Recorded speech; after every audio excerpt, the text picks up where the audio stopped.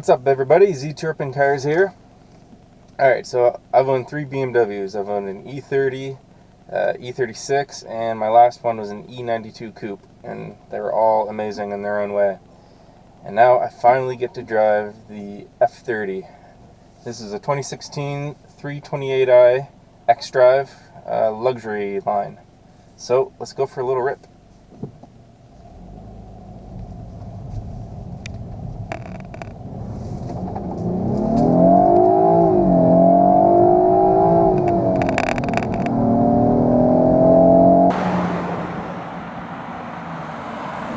Now the power, 241 horsepower at 5,000 RPM and 258 pounds-feet of torque at a low, very low 1250 RPM.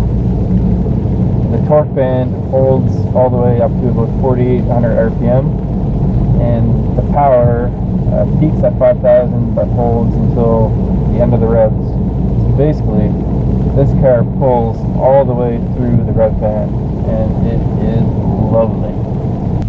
Alright, let's do the 0 to 60 run. Mash the brake pedal down and stomp it, let the revs build up, and launch! Oh yeah! Oh my god, there we go, there's 80 already, 90, 100. That was fast.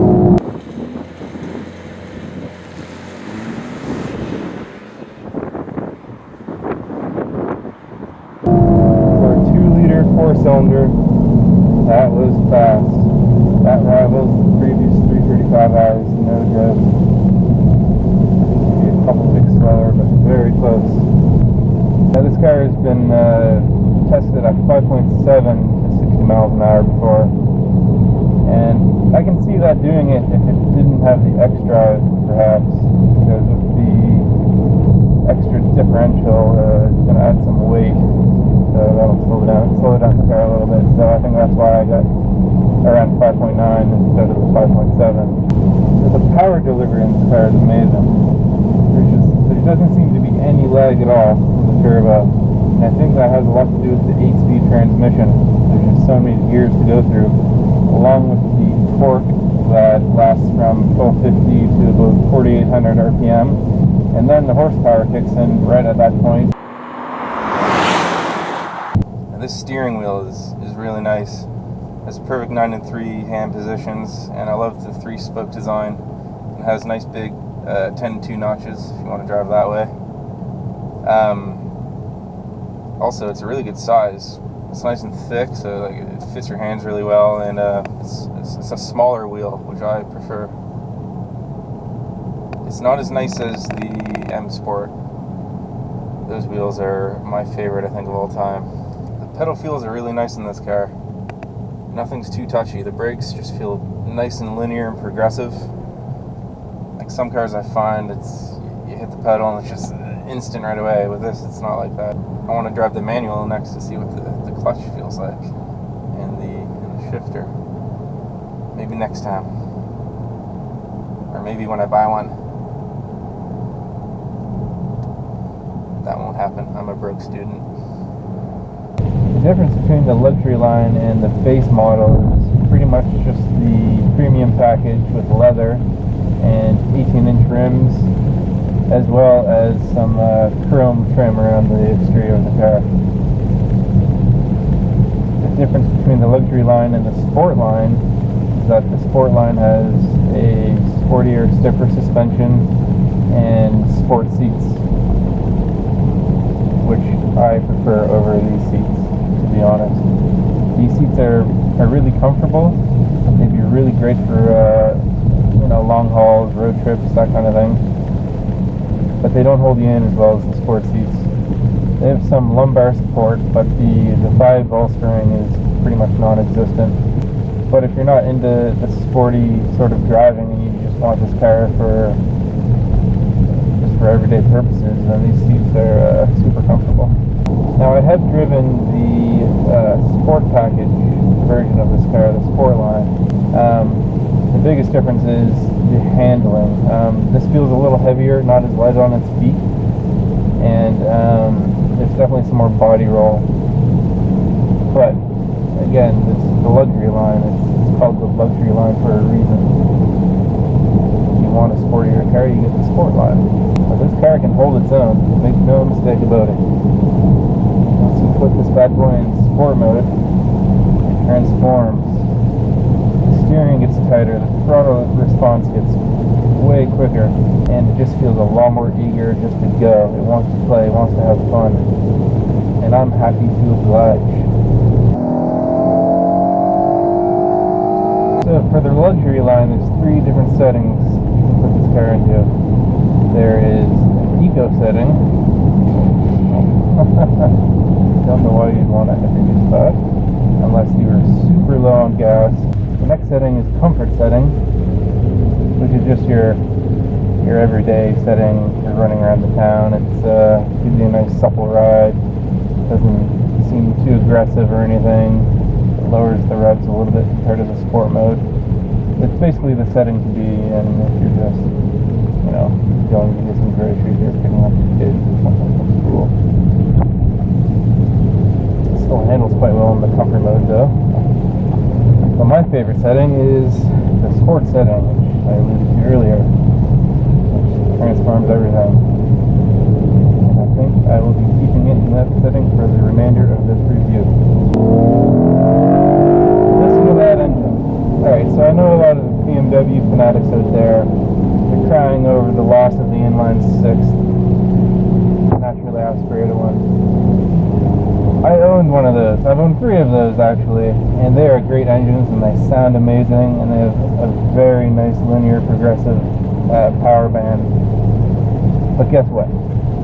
I'm not crying that that engine is obsolete, because this engine is better.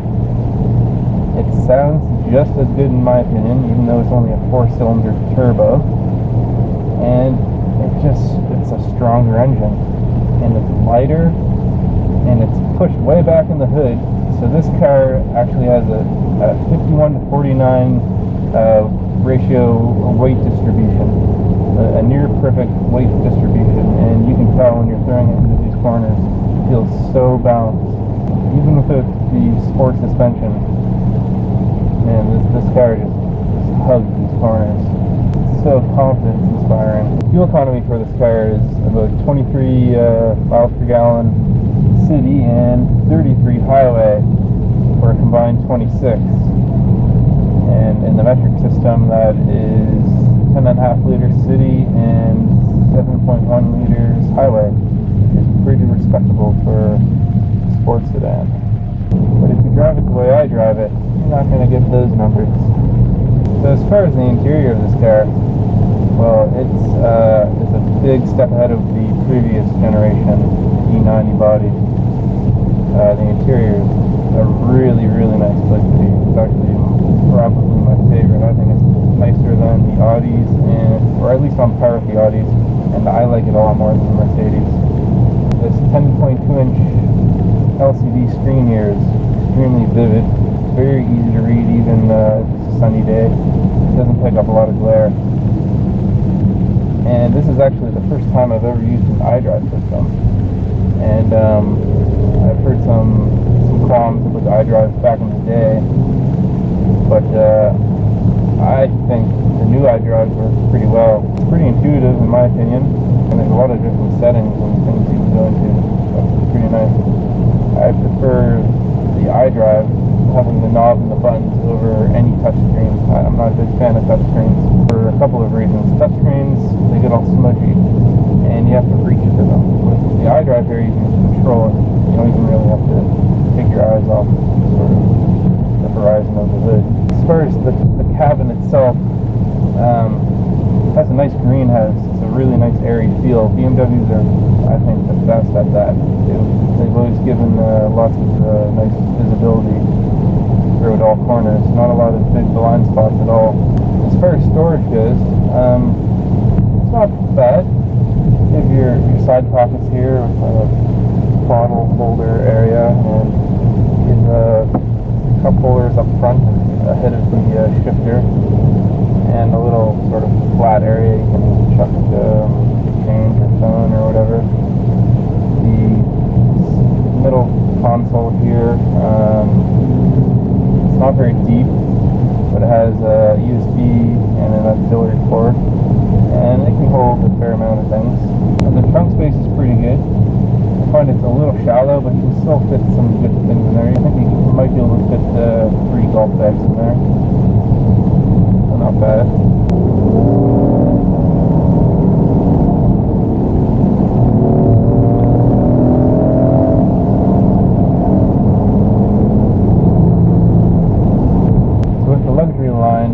The interior offers a lot of soft touch areas, all the important spots. The center armrest is pretty nicely padded. It's nice to rest your elbow on.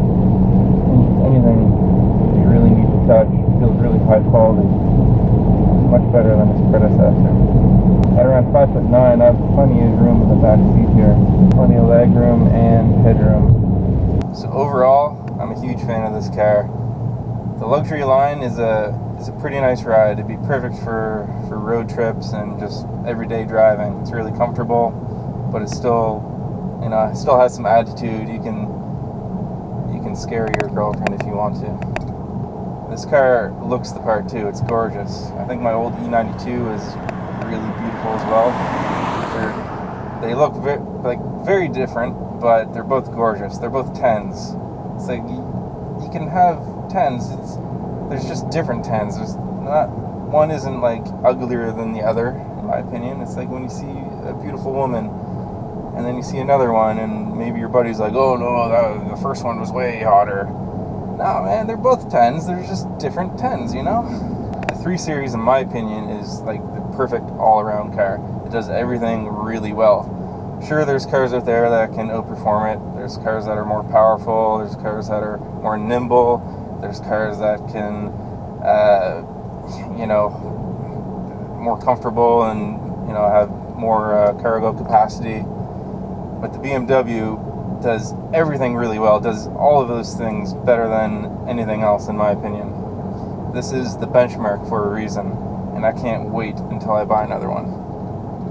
Anyways, guys, I hope you enjoyed the review. Stay tuned. I should be reviewing a Golf next. You know, they're still nice. It's no BMW, but stay tuned. And yeah, ciao for now.